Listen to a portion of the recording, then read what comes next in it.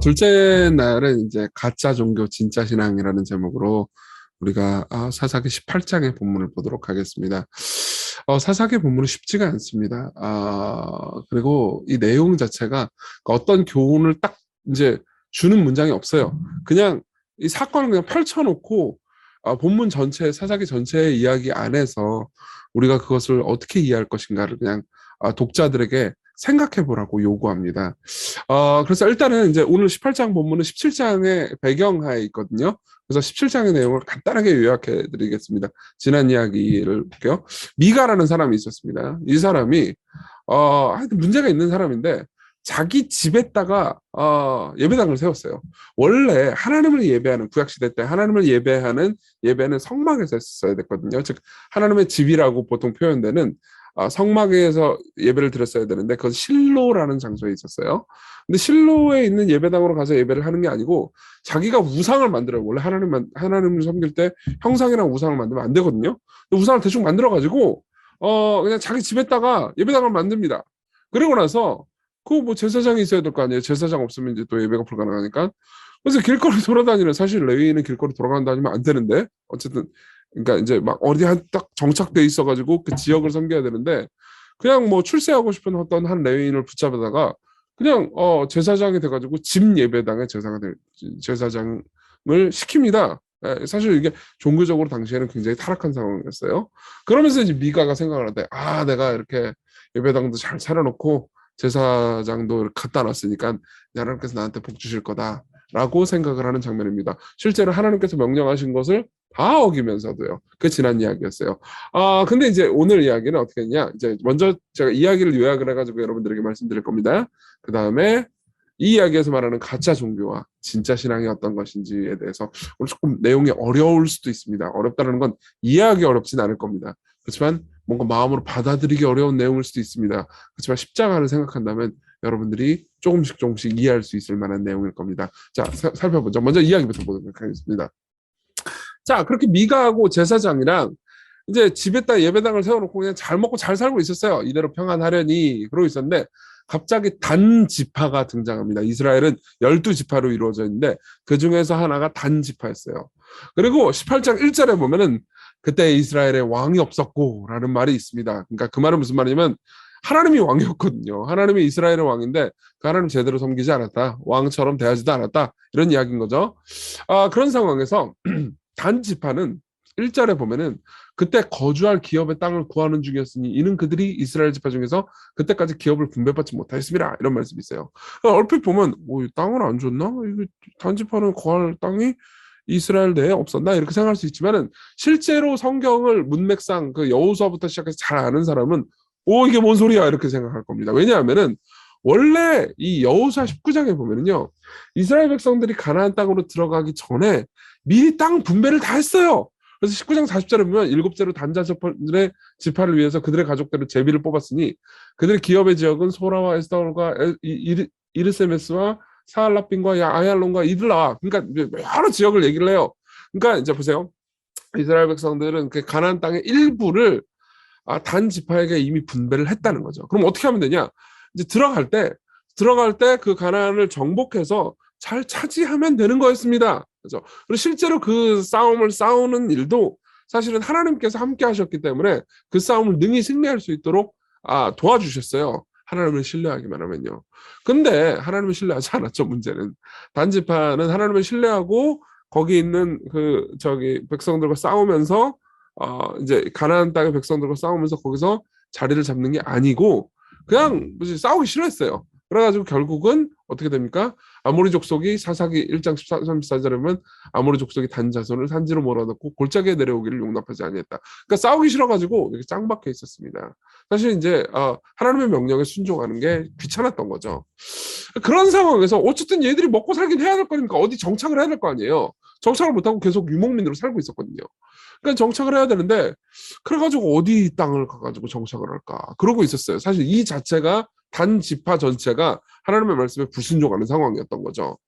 그런 상황에서 이제 정탐꾼 5명을 보냅니다. 정탐꾼 5명을 미가가 살고 있는 미가가 만든 집 예배당 근처에 정탐꾼을 이제 보내요.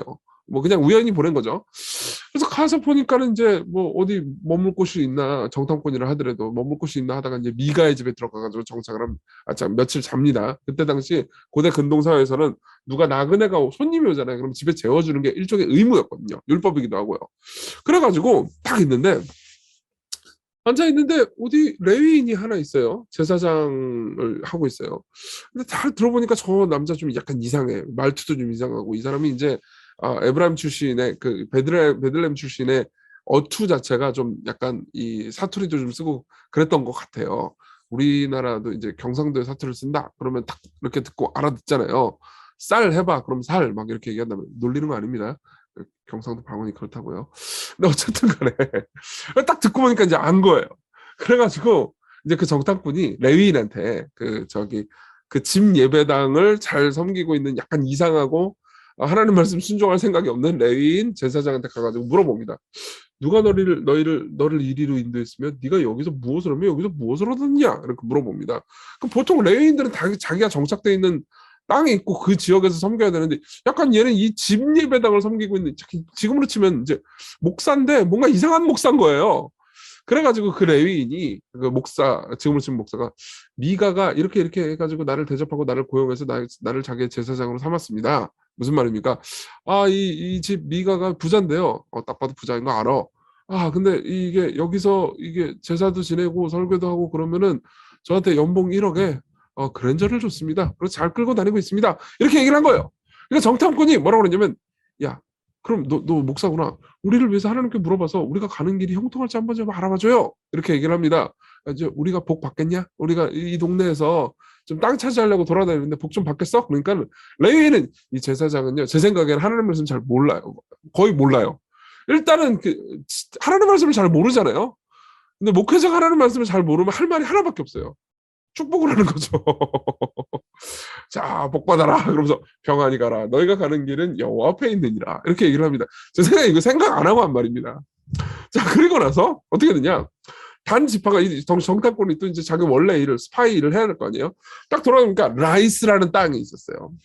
그래서 거기 딱 가서 보니까 7절에 5사람이 떠나 라이스에 이르러 거기 있는 백성을 본즉 염려 없이 거주하며 시돈 사람이 사는 것처럼 평온하며 안전하니 그 땅에는 부족한 것이 없으며 불을 누리며 시돈 사람과 거리 말고 어떤 사람과도 상종하지 아니함이라. 이렇게 이야기를 하고 있어요. 무슨 말이냐면 이런 거예요. 이 라이스라는 지역은 하나님께서 약속해가지고 주시겠다고 약속한 땅이 아니에요. 근데 이제 그 가나안 땅에서 하나님께서 가나안 땅을 정복해가지고 거기 땅을 네가 차지해라라고 이스라엘 백성들한테 명령을 하셨단 말이에요. 근데 그 이유는, 아니 왜 가만히 있는 사람들을 다 죽이고 차지해? 이렇게 생각할 수 있지만 거기는 엄청나게 죄악이 막 만연했거든요. 어느 정도였냐면 난지 얼마 안 된 갓난아기를 불로 태워서 제사를 지낼 정도로, 그 정도로 타락한 지역이었어요. 근데 라이스는 그 지역이 아니었다고요. 라이스는 그렇게 타락한 지역이 아니었어요. 하나님께서 심판하실 만한 그런 지역이 아니었어요. 근데 단지파가 돌아다니면서 저기 땅 저기 잘 먹고 잘 살고 거기 좀 애들 좀 약해 보인단 말이야. 이렇게 힘도 없어 보인단 말이에요. 그러면 어떻게 되냐? 평화로운 백성을 만날 것이요, 땅은 넓고 그곳에는 세상에 있는 것이 하나도 부족함이 없어요. 그래가지고 정탐꾼이 다시 돌아옵니다. 단지파 사람들한테 돌아와요. 단지파 사람들 꽤 많거든요. 거기 가가지고 우리가 정탐해봤는데 라이스라는 땅이 있어. 거기 있는 애들 약한 것 같아. 그럼 평해. 우리 거기서 걔네들 다 죽이고 살자. 그러니까 이거 하나님 명령하신 게 아닌 거예요. 예. 그리고 나서 이후에 어떻게 되냐? 이제 정탐꾼들이 단지파 사람들한테 이렇게 이야기를 합니다. 근데 말이야, 그 동네 가보니까는 미가라는 사람이 있는데 미가라는 사람이 그 부자인 것 같아. 이 집에다가 예배당 차려놓고 이 제사도 잘 지내고 제사장도 하나 있더라고. 그러니까 우리가 거기 가서 하면 하나님도 잘 섬기면서 살 수 있겠어, 이런 생각을 합니다. 그러면서 14절에 이 집에 에봇과 드라빔과 새긴 신상과 부어 만든 신상이 있는 줄 너희가 아느냐? 그런즉 이제 너희는 마땅히 행할 것을 생각하라. 뭡니까? 가서 그냥 도둑질해 가자, 이거예요. 그러니까 사실 말도 안 되는 거죠, 어떤 의미에서는. 그러니까 하나님을 섬길 때는 실로라는 지역에서 성막에서 예배를 드려야 되는데, 미가는 지 멋대로 지 집에다가 우상을 만들어가지고 섬기면서 나는 여호와를 섬기고 있습니다, 이러고 있어요. 예. 근데 단지파는 와가지고 야 그거 뺏자, 이러고 있는 거예요. 그러니까 뭐지? 이거 전체적으로 하나님 말씀을 지킬 생각이 없는 겁니다. 그런 상황에서 이제 단지파가 갑니다. 일단 미가 집으로 가요. 가가지고 미가의 집에 들어가서 신상과 에봇과 드라빔과 부어 만든 신상을 가지고 나옵니다. 17절에 보면은. 그럼 레위인 이제 그 미가 집에서 섬기던 원래 레위인 제사장 있잖아요. 연봉 1억에 벤츠 받고 살던 거기 그 개척교회 목사가 보더니 자 보세요. 그러니까 이런 식으로 생각하면 돼요. 개척교회를 딱 차려놨어요. 미가가 장로, 레위인 제사장이 저기 이 레위인 제사장의 이름이 없죠. 이름이 좀 있으면 나옵니다. 그리고 이게 반전의 일종이에요. 기억해 놓으세요. 레위인 제사장이 이제 목사하고 있었단 말이에요. 있는데 갑자기 막 일군의 사람들이 막 몇백 명이 와가지고 여기 있는 강대상도 훔쳐가고 저 키보드도 훔쳐가고 저 방송 시스템도 막 다 훔쳐가고 다 가져가는 거예요. 그래서 어이가 없는 거죠. 그래서 레인 제사장이 물어봅니다. 아니 아무리 검사 집에 도둑이 드는 세상이라고 하더니 이 니들 뭐 하는 거야? 이렇게 물어봅니다. 그러니까 이제 정탐꾼이 19절 야 잠잠해 야 입마고 우리가 함께 가서 우리의 아버지와 제사장이 돼. 너 여기 개척교회 조그마한 데 있지 말고 우리 쪽으로 내가 스카우트 할 테니까 넘어와.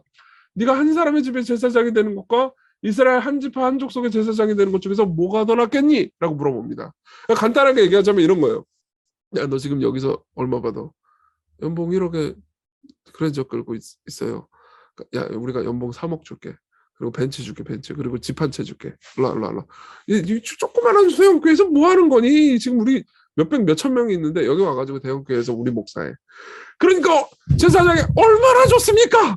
그래서 20절에서 그 제사장이 마음에 기뻐하며 에봇과 드라빔과 생긴 우상을 받아가지고 어떻게 합니까? 그 저기 예배당에 있는 우상들 훔치는 거 있잖아요. 같이 훔쳐요. 같이. 자 빨리 움직입시다. 그래가지고 그 여기 있는 방송 시설 선 다 뜯고 같이 해가지고 같이 도망을 갑니다. 그러니까 이쯤 되면 독자들은 혼란하죠. 뭐지? 이게 도대체 어떤 상황이지? 이렇게 돼요. 그리고 나서 미가 입장에서는 이제 원래 개척교회 만들었던 장로요. 어이가 없잖아요. 그래서 단지파를 가서 항의를 합니다. 아니 내가 만든 신들과 제사장을 왜 뺏어가냐? 이제 내게 오히려 남은 것이 무엇이냐? 너희가 어찌하여 나더러 무슨 일을 하라? 뭔 소리냐? 그런 얘기를 합니다. 그러니까는 단 자손들이 뭐라고 그러냐면은 야, 네 목소리를 우리에게 들리게 하지 말라. 이게 되게 멋있는 표현이잖아요. 목소리를 들리게 하지 말라. 멋들어진 표현처럼 보이지만 간단하게 얘기하자면 야, 닥쳐. 말하지 마, 너. 나 듣고 싶지 않아. 노한 자들이 너희를 쳐서 네 생명과 네 가족의 생명을 잃게 할까 하노라. 야, 너 지금 나 열받아가지고 나 너 죽여버릴 수도 있을 것 같아. 난 내가 무서워. 내가 너를 죽일까봐 무서워. 그럼 어떻게 돼요? 미가가 단 자손이 자기보다 강한 것을 보고 돌이켜 집으로 갑니다. 이게 이런 상황이에요. 그리고 나서 어떻게 되느냐? 이 5명 정탐꾼과 단지파 사람들과 그리고 따라갔던 그 원래 레위인 있잖아요. 그 레위인은 뭔가 자기들이 하나님의 축복을 받은 것 같아. 그래서 어떻게 했냐? 라이스로 갑니다. 라이스를 싹 쓸어버려요. 네. 그리고 나서 이제 점령이 끝납니다. 그리고 30절, 31절 단 자손이 자기들을 위하여 새긴 신상을 세웠고 모세의 손자여 게르솜의 아들인 요나단과 이제야 비로소 이 그 레위인 제사장의 이름이 나와요. 요나단입니다. 요나단과 그의 자손은 단지파의 제사장이 되어 그 땅 백성이 사로잡히는 날까지 이르렀더라. 하나님의 집이 실로에 있을 동안에 미가가 만든 바 새긴 신상이 단 자손에게 있더라. 그리고 이야기가 끝납니다. 자, 이쯤 되면 이야기는 이해했어요. 근데 이야기가 이해가 안 되죠. 무슨 소릴까요? 간단하게 얘기하자면 당시의 이스라엘 백성들의 가짜 종교를 폭로하고 있는 겁니다. 문제는 이거였어요. 이스라엘 백성들은 나는 바알을 섬깁니다. 아세라를 섬깁니다. 다른 종교를 섬깁니다. 나는 불교도입니다. 나는 힌두교도입니다. 이렇게 말하지 않았어요. 나는 기독교인이죠. 나는 여호와 하나님을 섬깁니다. 나는 모세의 율법을 따릅니다. 나는 우리를 애굽에서 인도해 주신 여호와 하나님을 섬깁니다라고 말했단 말이에요. 근데 이름은 여호와 하나님을 섬기지만 자기들이 만든 실장 내용은 가짜 종교였어요. 그 가짜 종교의 내용은 뭐였을까요? 가짜 종교의 본질을 3가지로 요약해드리겠습니다. 첫 번째, 가짜 종교의 본질은요, 이거였습니다. 가짜 종교의 본질은 가짜 종교에서 하나님은 인격적인 존재가 아니에요. 그냥 그러니까 이렇게 힘만 있는 존재고 나한테 말하는 존재는 아니에요.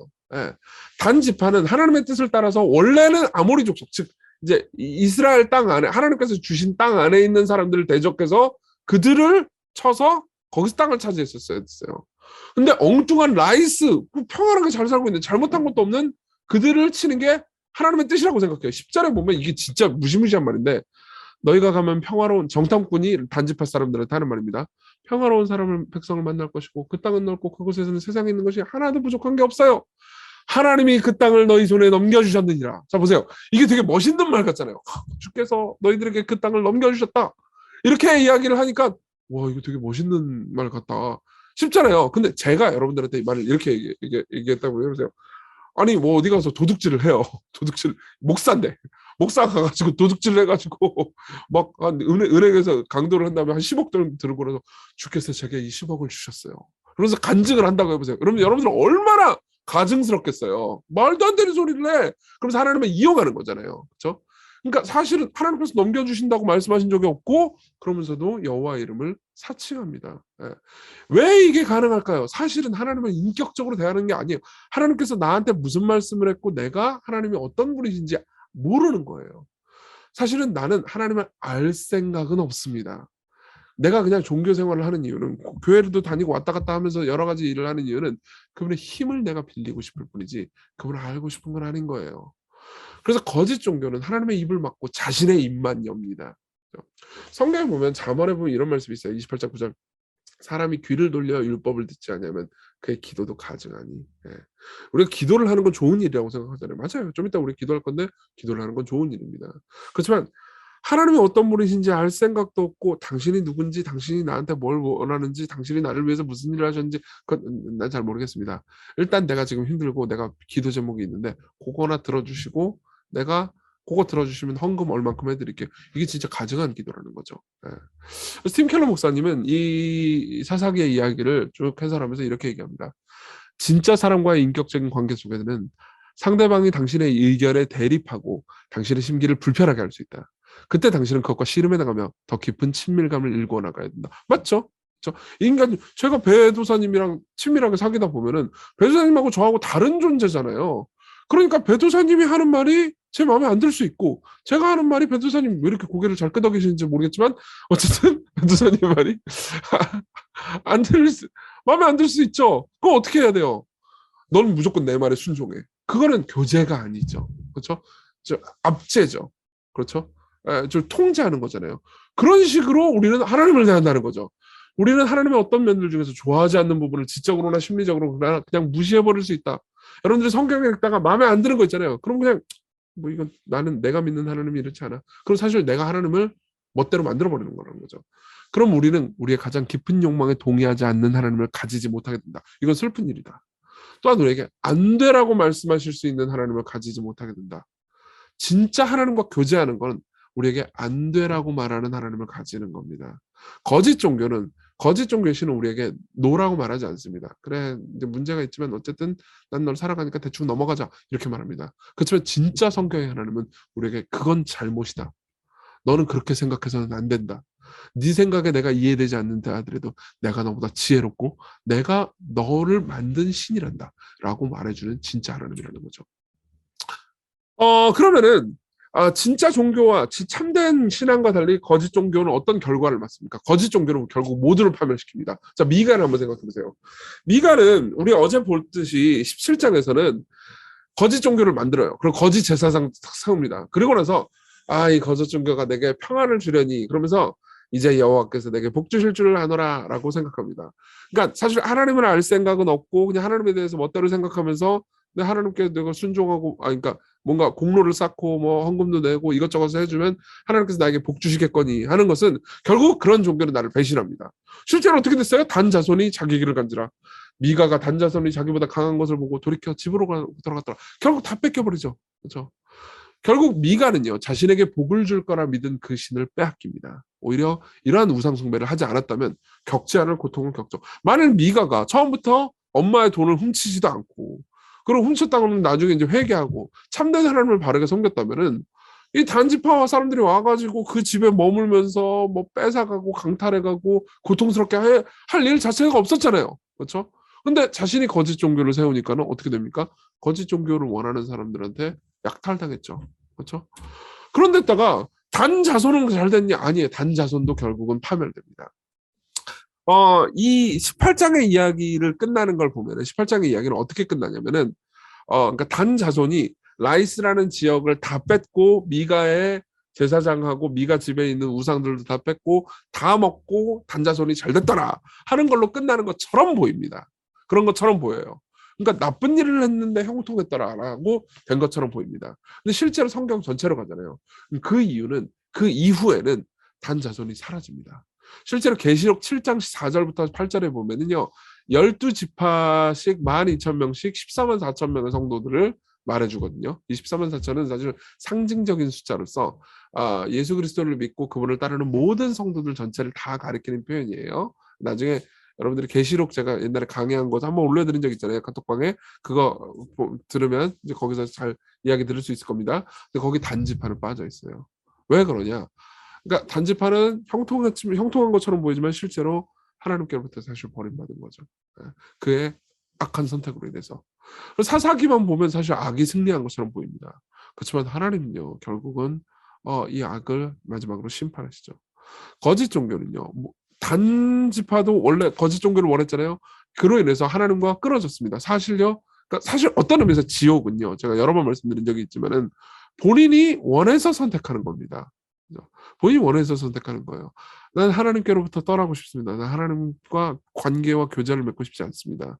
라는 거에 대해서 하나님께서 인간의 의사를 존중하신 결과 결국 지옥이라는 거죠. 지옥의 본질이 하나님 없는 자아의 극대화니까요. 자, 그래서 우리는 이렇게 생각할 수 있습니다. 결국은 미가를 한번 생각해 보세요. 스스로 만든 종교는 결국 실망감만 주죠.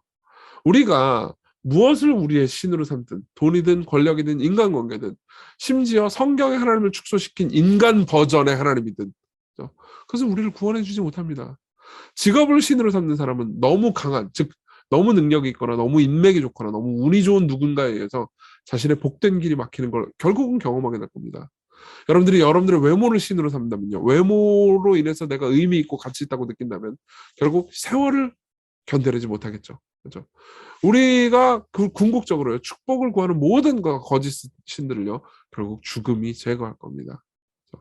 그렇지만 미가는요. 그래도 이 상태에서 미가는 그래도 거짓 신의 공허함을 죽기 전에 발견해서 어떤 의미에서는 다행이죠. 그 이후에 미가의 스토리가 어떻게 된지 성경은 말해주고 있지 않지만 미가가 나중에라도 내가 만든 거짓 신이 잘못됐고 오히려 참된 하나님을 섬기면 됐을 뻔했는데 라고 생각하면서 회개했으면 다행인 거죠. 그렇죠? 우리도 마찬가지입니다. 결국은 우리가 삶을 살면서 우리가 원하는 모든 거짓 신들이 헛되다라는 것을 깨닫고 하나님께로 돌아간다면 진짜 하나님께로 간다면은 우리는 참된 하나님을 만나고 오히려 구원을 받을 수 있게 되는 거죠. 우리 삶의 진정한 만족을 가리키는 거예요. 네.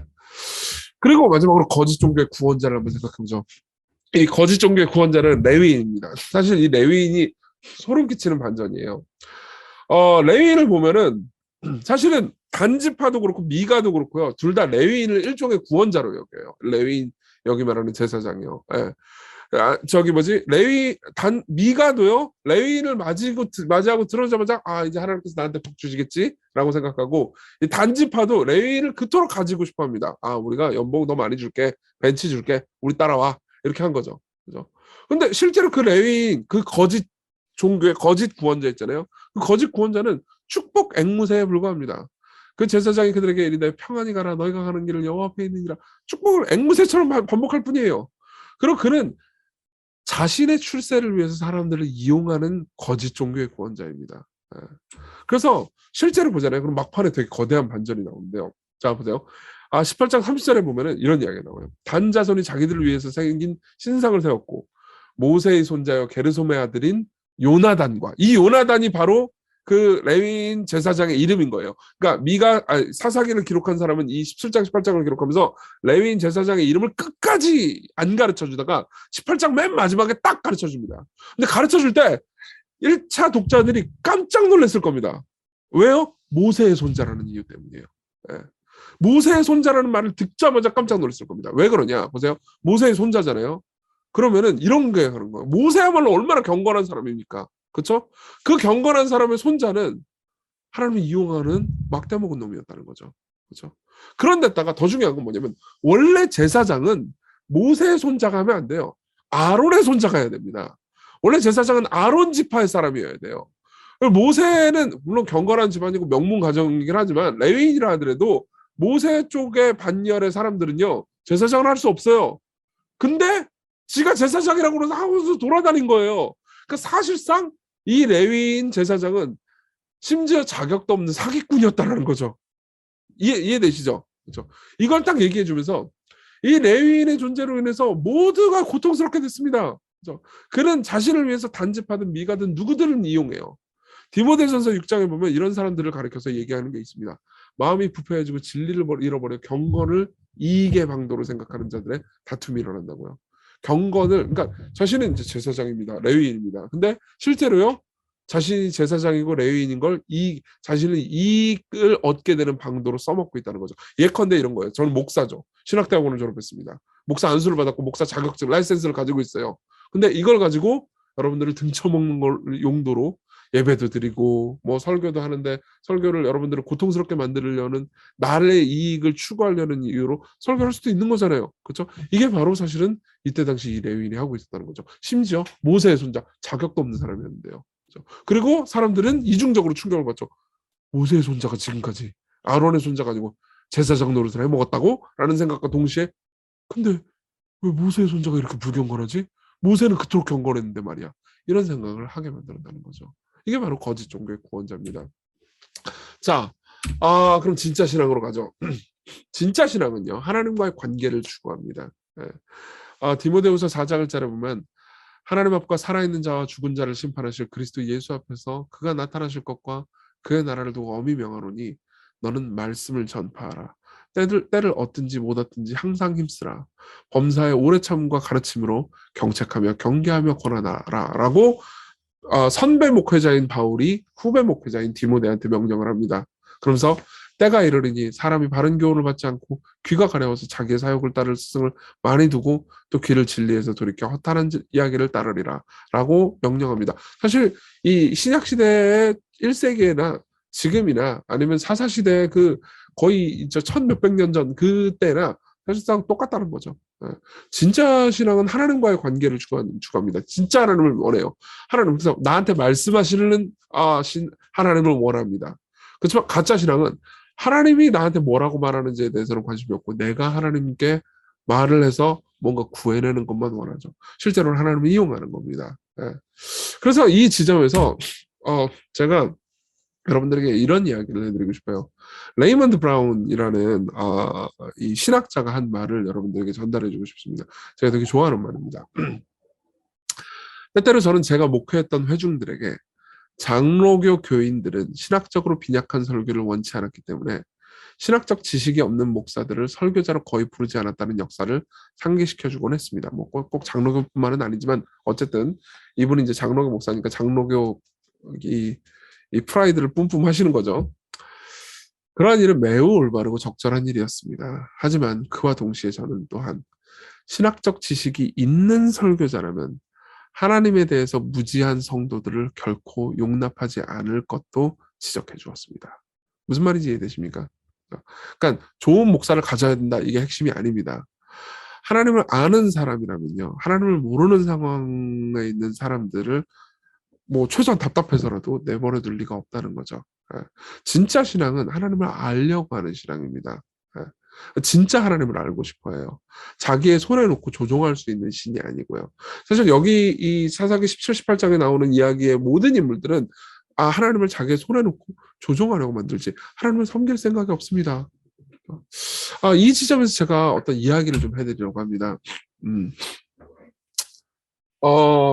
이 지금 사진이 보이시는지 모르겠는데 이게 책 표지예요.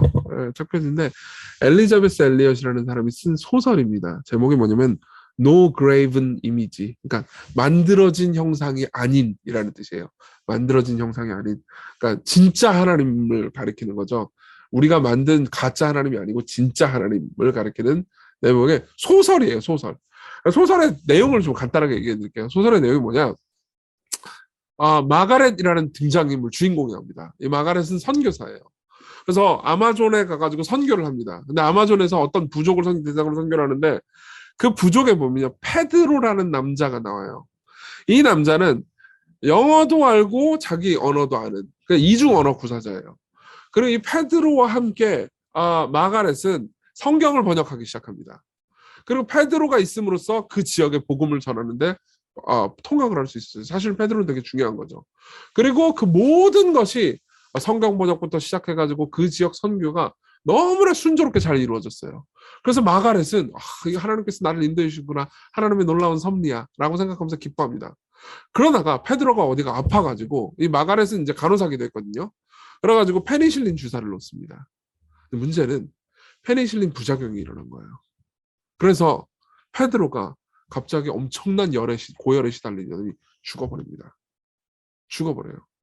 그때 마가렛은 온 힘을 다해서 기도를 하거든요. 막 열이 펄펄 끓을 때. 하나님, 지금까지 한 모든 기도 다 안 들어주셔서 좋으니까 페드로만은 살려주세요. 하나님, 페드로가 없으면 선교를 못합니다. 당신의 일 아닙니까? 당신, 지금 제 사리사욕 챙기자는 겁니까?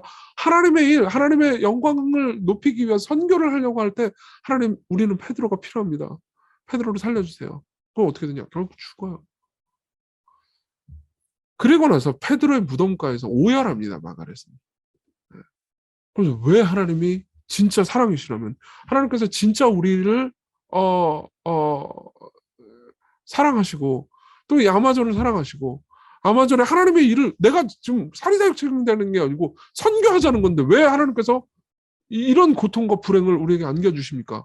라고 분노하죠. 그러고 나서 끝부분에서 분노하는 걸로 끝나진 않아요. 근데 다시 좋은 일이 생기고 끝나지도 않습니다. 그냥 마가렛이 마음이 자유로워지는 걸로 끝나요. 어떻게 자유로워지냐? 스스로가 세운 계획이 물거품이 되면서 거짓 신들이 산산조각 났으며 이제 난생 처음 자유로워서 참 하나님을 경배할 수 있음을 깨닫습니다. 인간이 세운 계획을 뒷받침하는 신을 믿던 시절에는 걱정할 일이 넘쳐났어요. 원래는 이렇게 생각했던 거예요. 페드로가 있고 페드로가 번역을 해주고 통역을 해주면은 내가 설교도 할 수 있고 그리고 성경도 번역할 수 있고 이렇게 착착착착착착 내 계획이 있습니다. 그리고 그 모든 계획이 한치의 흐트러짐 없이도 잘 수행되고 하나님께서 나를 잘 인도해 주시는 것 같아요. 우리도 여러분 생각해 보세요. 하나님이 정말 요즘 잘 나를 인도해 주세요 라는 대답을 할 때는 사실 우리 삶이 잘 되어가고 있을 때입니다. 그렇죠? 근데 여러분 그거 한번 생각해 보세요. 여러분들의 삶이 계속 안 되는 것처럼 보일 때 나는 하나님의 인도를 잘 받고 있어요 라고 말한 적은 없지 않습니까? 여러분 제가 여러분들에게 얘기해 주고 싶은 건 그때도 하나님은 여러분들을 인도하고 계시기 때문에 삶이 고통스러운 일이 일어나고 있는 겁니다. 이 말을 하는 것이 너무 고통스럽습니다. 저도. 그렇지만 저는 여러분들에게 가짜 신을 여러분들의 마음에 드는 여러분들이 통제할 수 있는 가짜 신을 전하고 싶지 않습니다. 진짜 하나님은요. 때로는 우리가 원하지 않는 곳도 우리를 위해서 끌고 가십니다. 왜 그런지 이유는 알지 못해요. 내가 그 이유를 알고 내가 그걸 내 입장에서 다 납득이 되어야만 내가 하나님을 섬긴다면요. 나는 내 수준의 신을 섬길 뿐입니다. 내 수준을 한참 벗어난 저 위대한 하나님을 섬기는 건 아닌 거예요. 근데 마가렛은 마지막에 그걸 받아들입니다. 하나님, 내가 원한 대로 되지도 않았고 솔직히 내가 내 욕심, 사리사욕 부리자고 이런 것도 아닌데도 불구하고 이 모든 것이 망쳐졌습니다. 근데 하나님, 이게 당신의 계획이라면 나는 진짜 하나님을 받아들이겠습니다. 그러니까 막 오히려 마음이 편안해진 거예요. 인간이 세운 계획을 뒷받침하는 신을 믿던 시절에는 걱정할 일이 넘쳤어요. 하나님이 약속대로 오셔서 만사를 바로잡으리라는 사실을 도무지 확신하지 못했죠. 스스로 계획한 일을 하나님이 도대체 어떻게 이루실지를 알아내려고 노심초사할 뿐이에요. 우리도 이렇지 않습니까? 우리가 계획한 일을 하나님께서 어떻게 이루실지를 고민할 뿐인 거죠. 오히려 그분은 한없이 지혜로우시며 지극히 선하시고 전능하신 하나님으로 대적한 적은 한 번도 없었습니다. 하지만 이제는 완전히 자유로워져서 자신의 뜻대로 설정한 과제와 계획이 아니라 주님 그 자체의 소망을 두게 되었습니다. 그러자 마가렛은요. 예전에는 결코 누리지 못했던 안식과 평안을 누리게 되죠. 여러분 이 부분이 어렵게 느껴질지 모릅니다. 실제로 이게 너무 가혹한 이야기고 소설이니까 사람들이 이게 무슨 이런 일이 있을 수 있냐. 하나님께서 이렇게 선교사를 이렇게 놔둘 리가 없다. 이렇게 고통스럽게. 그런 식으로 많이 얘기했거든요. 근데 사실은 이건 엘리자베스 엘리엇 본인의 이야기이기도 했습니다. 본인의 이야기는 실제로 이 소설보다 훨씬 더 가혹했거든요. 아마존에 가서 선교를 하는데 똑같은 일을 겪었어요. 통역하는 사람이 죽는 일을 겪었습니다. 그 일을 가서 아마존에 또 가서 설교했거든요. 거기서 남편을 잃었어요. 그 이야기가 사실 영광의 문이라는 책에 기록되어 있습니다. 나중에 여러분 이 책을 꼭 읽어보십시오. 꼭 읽어보십시오. 영광의 문에요. 5명의 선교사가 가가지고 복음을 전하는데요. 5명의 선교사가 아우카 부족에게 다 죽임을 당합니다.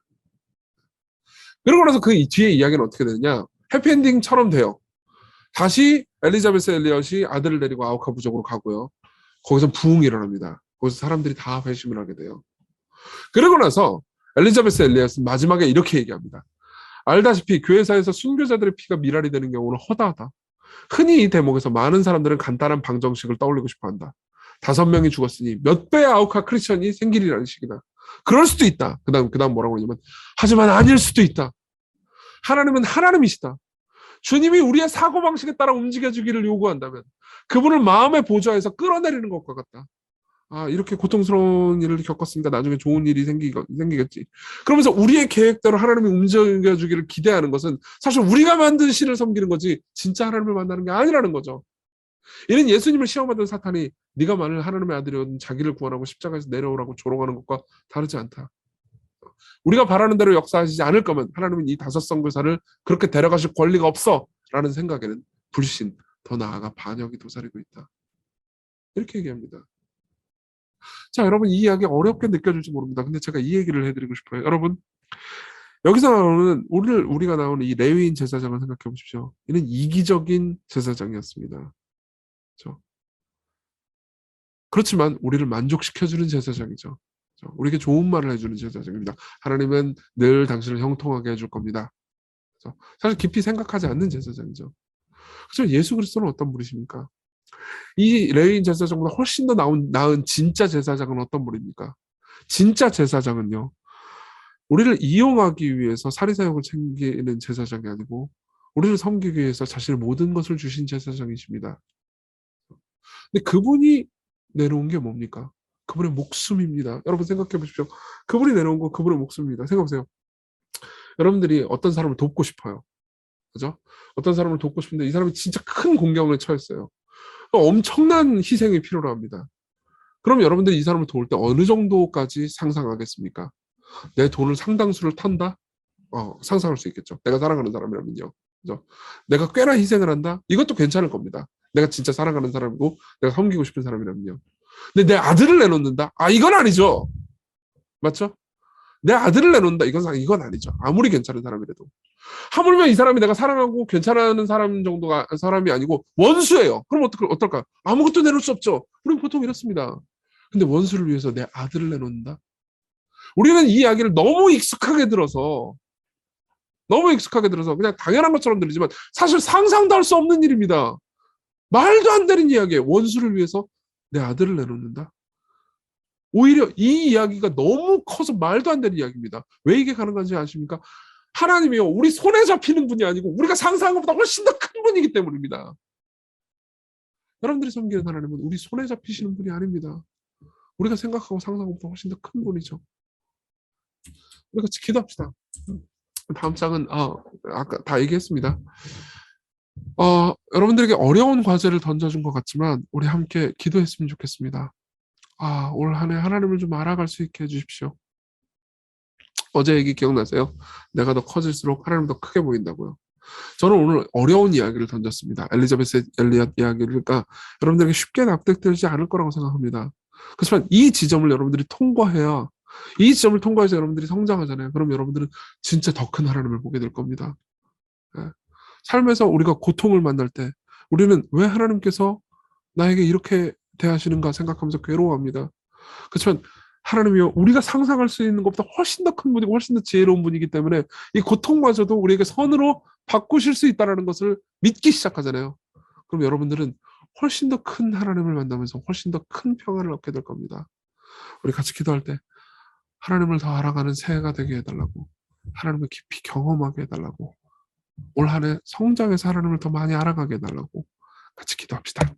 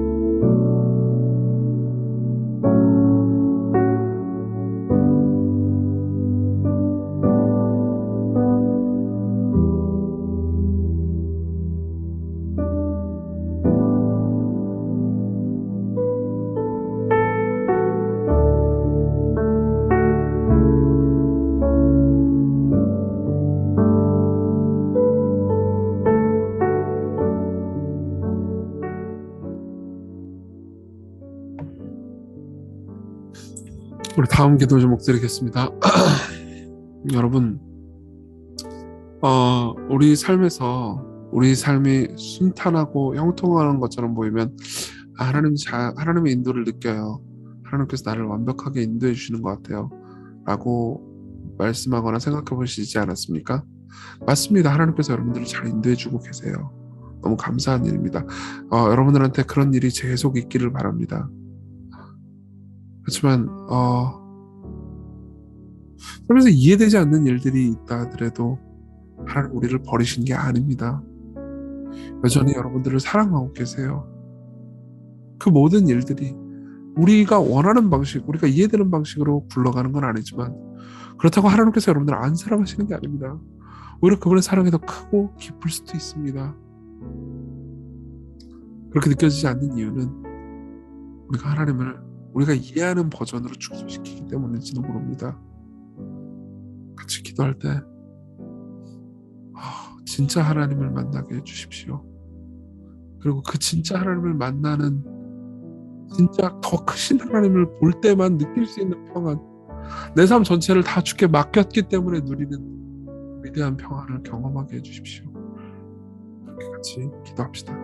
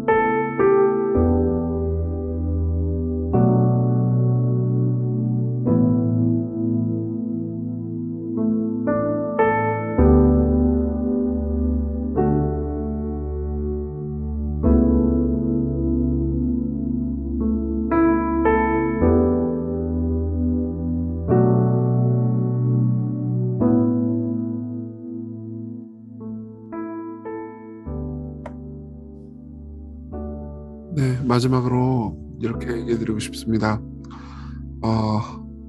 그래서 어떻게 기도하라는 거냐? 나 자신을 위해서, 나의 삶의 평화로움과 형통을 위해서 기도하면 안 되느냐? 아니요, 기도하세요. 이제부터 그거 기도하자고 할 거예요. 저도 여러분들을 위해서 기도할 때 그렇게 기도합니다. 제가 그렇게 말씀드린 적 있잖아요. 저도 여러분들을 위해서 기도할 때는 뭐 탐욕에서 구원받아야 된다 이런 얘기 하면서도 하나님 우리 교인들한테 돈 좀 주세요. 살 집 좀 주세요. 먹을 것 좀 많이 주시고 평안하게 살게 해주세요. 아픈데 다 낫게 해주세요. 이렇게 기도한다고요. 왜 그렇게 기도하고 있어요? 여러분들이 그렇게 되기를 바랍니다. 그렇지만 또 이렇게도 기도하죠. 하나님, 인생이 우리의 뜻대로 굴러가지 않을 때, 우리의 계획대로 굴러가지 않을 때 그때도 우리를 인도하시고 우리를 사랑하시는 하나님을 만나게 해주세요. 그때도 우리를 버리신 거 아니고 우리가 뭘 잘못했기 때문에 고난당한다기보다 우린 늘 잘못하죠. 우리를 사랑하셔서 그 가운데서도 우리와 함께 하시면서 함께 고난의 불 가운데 계시면서 우리를 지도하시고 인도하시는 하나님, 우리 인생이 우리가 계획한 대로 굴러가게 만들지는 않으시지만 그보다 훨씬 더 나은 방식으로 우리를 인도하시는 하나님을 보게 해주세요. 이 크신 하나님, 이 위대하고 손에 잡히지 않는 신을, 정말 진짜 하나님을 볼 수 있게 해주셔서 그 깊은 사랑 안에서 안식하게 해주세요.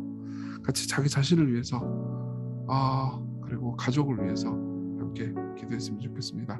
제가 35분까지 계속 같이 기도했습니다. 이렇게 기도하십시오.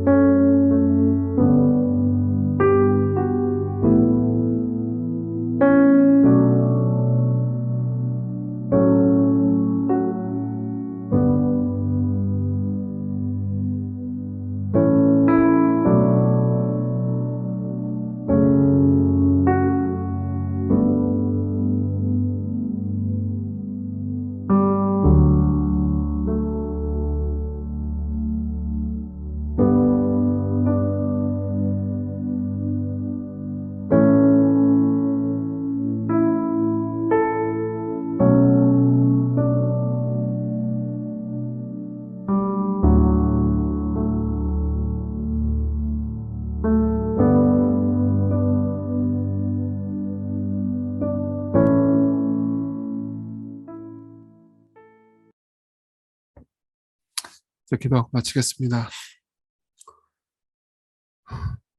때로는 하나님이 이해가 되지 않습니다. 이 전염병이 왜 갑자기 생겨서 이게 2년 넘게 끌고 있는지, 왜 우리 삶에서는 예기치 못한 불행이 찾아와서 우리를 괴롭게 하는지, 왜 우리 삶에는 우리가 계획한 것이 번번이 실패하고 우리가 생각한 것과 다른 일들이 벌어지는지, 하나님 우리를 사랑하신다면서 왜 이런 일이 벌어지게 냅두시는지 이해가 되지 않을 때가 많습니다. 그렇지만 또 다른 한편으로 왜 이렇게 반역하고 계속 죄를 짓고 계속 하나님 뜻대로 안 살고 있는 우리를 위해서 아들을 주셨는지, 왜 계속 우리를 사랑하신다고 말씀하시는지, 왜 우리를 계속 끌어안아 주시기를 원하시는지, 왜 우리를 사랑하셔서 계속 교회와 말씀을 베풀어 주시고 우리를 돌보아 주시는지 우린 다 이해하지 못합니다. 그렇게 우리가 이해할 수 없는 하나님이기에, 우리가 이해하기에는 너무 큰 하나님이기에 당신을 손에 가지고 노는 것이 아니고 당신을 예배하려고 합니다. 올 한 해 우리가 점점 더 커져가면서 더 큰 하나님, 더 위대한 하나님, 더 영광스러운 하나님을 매일같이 만나게 하소서. 예수님 이름으로 기도했습니다. 아멘.